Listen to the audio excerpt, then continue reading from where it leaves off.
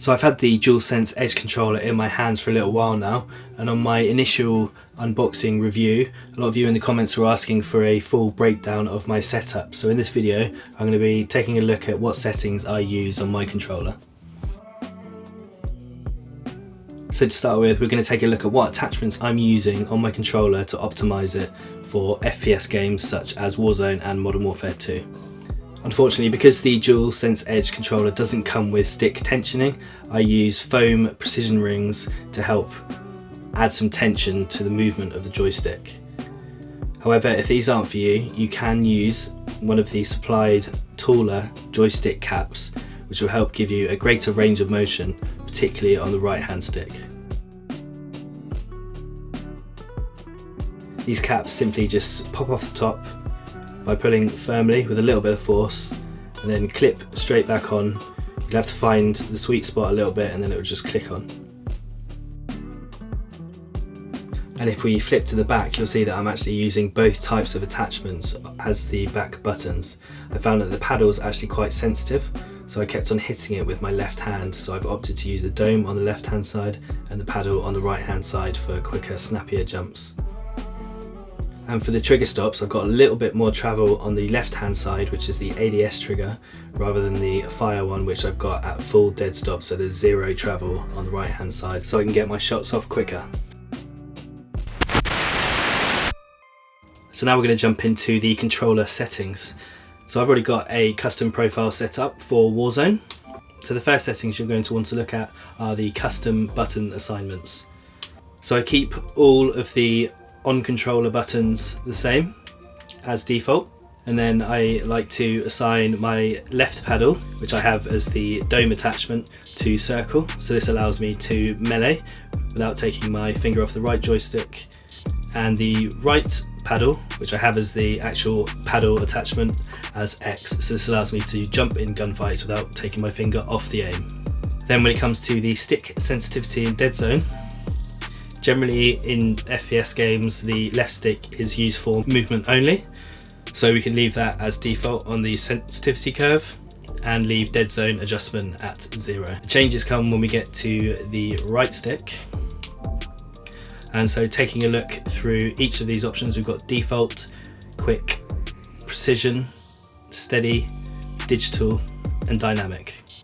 So let's take a look at what each of these does. Quick is a very twitchy setting, so it doesn't take much input for you to get quite heavy movement. So for aiming, this can be good if you're having to jump and do 180s while you're aiming. But if you're trying to do more precise, slower aiming, then this is no good. Precise is a clean exponential curve. Steady requires a lot of input on the stick before you see any movement on screen, so this almost acts as a slight dead zone, whereas digital is the opposite and it takes only a small amount of movement to see it on screen. This again is another twitchy setting and not ideal for FPS games. Dynamic is a mix of steady and digital, and it's an S curve, so it takes a little bit of input before it really starts to register on screen, and it accelerates through the middle portion then tapers off towards the end, so it can be good for precise long range aiming. So for me, the ones to avoid are quick, steady and digital because they're too extreme.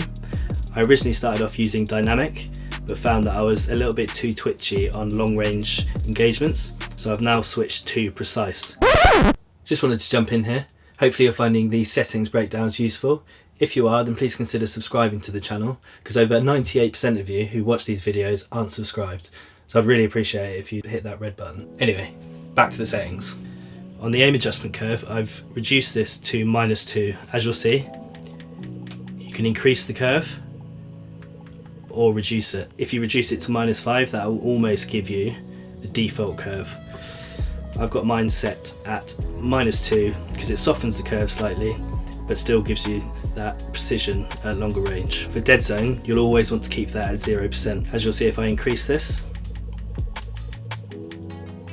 sharpens the adjustment curve, and it means you have to push harder on the right hand joystick to get any input. Ideally, for the most reactive input, you want to have this set for 0. With that in mind, we also want to keep the trigger dead zones at 0 because we want the inputs to be instant. We don't want any travel on the triggers so we can be as snappy as possible in gunfights. Vibration intensity, I have this turned off. If you have it turned on, this can actually affect your aim, particularly at long range, so I find it's better to have this off, and it will also increase the battery life of your controller. Similarly, for trigger effect intensity, I have this off because again it can be distracting and affect your accuracy. So I thought it'd be interesting to share my Modern Warfare 2 and Warzone settings, as these directly correlate with how I've set up my DualSense Edge controller.